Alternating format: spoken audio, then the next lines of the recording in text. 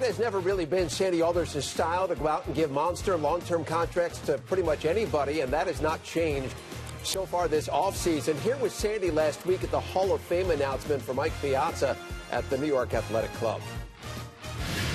Our payroll at the end of 2014 was $85 million, $86 million all in. I would suspect, this year we'll end up at 115 or so, or maybe higher than that, 120. That's a $35 million increase in just 2 years. So, the idea that we're not investing in the team, I think, is really misplaced and sort of tied up in the populism of involving Cespedes. So I think in hearing Sandy, the question is coming out of that, is that number, those numbers, 115, 120, is that range good enough to get the Mets back to the postseason? Well, I think it is. Really, when you have to look at it, you look in the division, and you look within the National League. Certainly, it's a weaker division. We know the Nationals are going to be there, but the other three I don't think are going to be. And the National League overall, they have a bunch of teams that are really going to be struggling. I think the bottom of the Central and the West as well. Yeah, about 6 or 7 teams are almost on a rebuild. So I think you start there, number one. And I think when you look at the revenues, they have always felt this way. Sandy, as you mentioned, doesn't usually spend those big dollars on the big contracts. And I think they've always felt, okay, well, the winning percentage doesn't always equal a high payroll, and I think they proved that, and the Royals did. So I understand the Mets, the fan base frustration. I mean, they had $105 or $109 million payroll. They lost Kadire. They made $25 million in the postseason. You would think they're going to spend some of that, and they're going to. It's just maybe not up to what your expectation was because Cespedes is still out there. But I still think that this is a team, a very, very good team when you take a look at it overall. And I think that's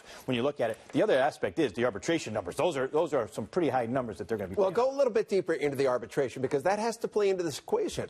Well, and that's the thing. When they have payroll flexibility, when you look at it, I think that's what you're always looking for in the front office is the ability to add like they did at the deadline. And they have prospects certainly to do that. But if you look at the arbitration numbers of some of their guys, they have 9 guys that are eligible for arbitration. You look at some of those numbers, pretty heavy numbers. Walker is going to be probably closer to $11 million.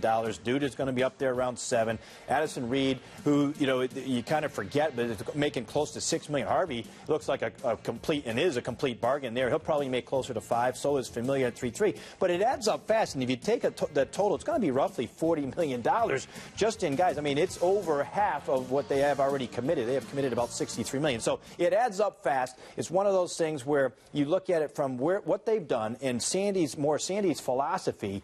And I'm not surprised that number's at 115. It's more than enough to win, and I think that they can. And that's the most important thing. Well, I think we've seen it so many times. We saw it this past year with the Padres. You don't win in the winter, and you don't necessarily win by going out and signing all the big names that you can. And it was further on display in the World Series, as you said, with the Mets and with the Royals. That having been said, the fan base would love to see Cespedes back in a Mets uniform. How as a general manager do you come to grips with that and walk that fine line while keeping the PR at a place where you want to keep it? I think what you try to do is be realistic with your fan base. And I think very early they were saying it was unlikely. They were going to give it an effort, but it was unlikely. Even John Rico came out when Sandy was out for a while and said, we're not going to sign him. And now you're starting to hear a little bit of the conversation, and maybe Cespedes market is coming back. And I do think it's coming back a little bit. I don't think it's going to come back enough for the Mets to jump in. And I think that's the key there is they may offer him a 1 or 2 year deal, see if he'll take it on a pillow contract like we said earlier. The likelihood is he's going to get a multi-year deal, probably 5 years or more.